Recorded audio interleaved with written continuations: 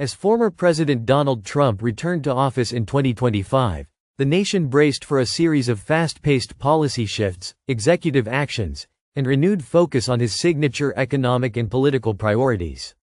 The first 100 days of any presidency are often seen as a roadmap for the administration's direction, and Trump's return has proven no different.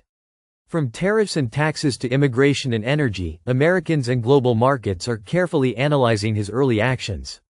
In this video, we explore the top 10 lessons from the first 100 days of Trump's return to the White House. 1. Tariffs are back in the spotlight.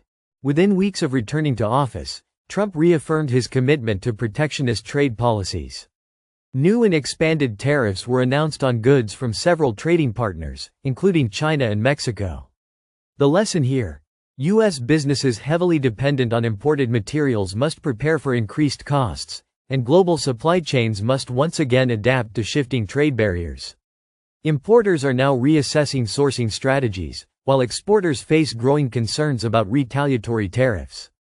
2. America First energy policies take center stage. Trump's administration has signaled renewed support for domestic oil, natural gas, and coal production. Environmental regulations have been rolled back, and new leases for drilling on federal lands have been fast-tracked. The energy sector is seeing a resurgence, particularly among traditional fossil fuel companies, while renewable energy groups brace for a slowdown in federal support. This shift re-emphasizes the administration's focus on energy independence and job creation in legacy energy industries. 3. Tax policy revisions are on the table. The administration has outlined a plan for further tax cuts, particularly aimed at corporations and high-income earners. While still under debate in Congress, early messaging suggests a return to the tax strategies seen during Trump's first term. This has reignited conversations about fiscal responsibility, the national deficit, and the potential impact on middle-class taxpayers. The lesson: tax planning is critical for both individuals and businesses, especially as new reforms are rolled out. 4. Regulatory rollbacks expand across sectors. From banking to environmental protections, Trump's early days in office have been marked by sweeping efforts to reduce federal regulations. Supporters argue this will encourage economic growth and corporate investment, while critics warn it could lead to increased risk and reduced consumer protections. For business owners and investors, it's a sign that federal oversight may be less stringent in 2025, creating opportunities but also new uncertainties. 5. Immigration policies grow more restrictive. True to campaign promises, Trump's administration has reinstated stricter immigration controls. Expanded border security measures, visa processing delays, and changes to asylum procedures are shaping the labor market, particularly in agriculture, hospitality, and tech.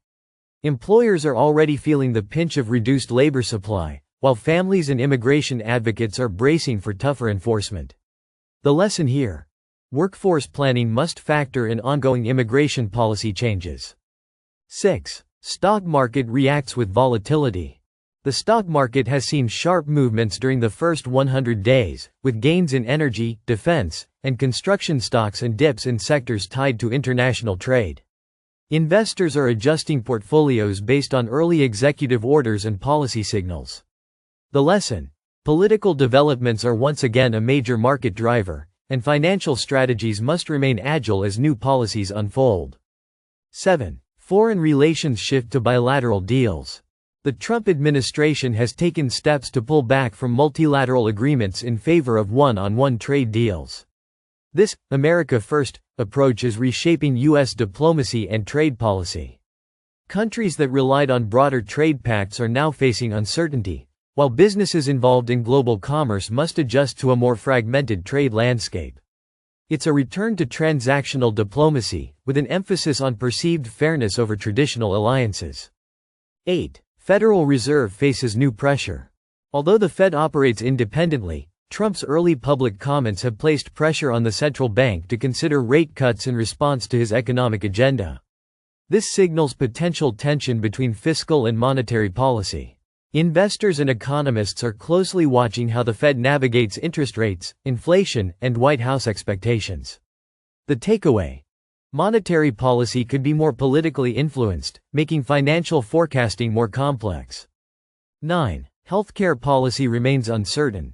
While not yet overhauled, healthcare policy has entered the spotlight once again. Early discussions from the administration hint at renewed efforts to roll back parts of the Affordable Care Act and expand private market options. Healthcare providers, insurers, and patients alike are bracing for changes, though specific legislation remains in development.